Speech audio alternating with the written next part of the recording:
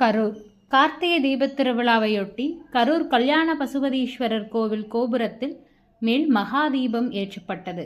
கோவில் முன்பு வைக்கப்பட்ட பனையோலை சொக்கப்பனை கொளுத்தப்பட்டது. இதில் திரளான பக்தர்கள் கலந்து கொண்டு சாமி தரிசனம் செய்தனர்.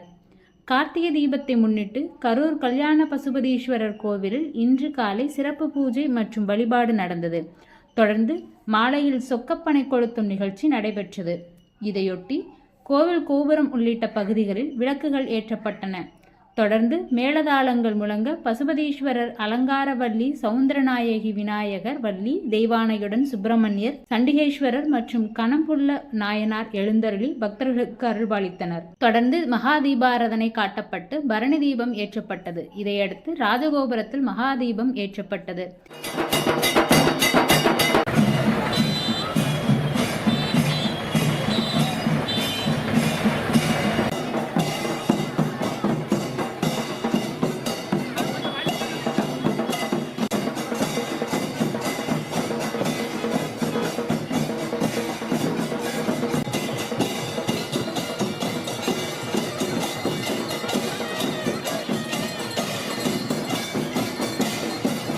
பின்னர் இரவு 7:30 மணியளவில் கோவில் வெளிப்புறத்தில் பனை ஓலைகளால் அமைக்கப்பட்டிருந்த சொக்கப்பனை ஏற்றப்பட்டது.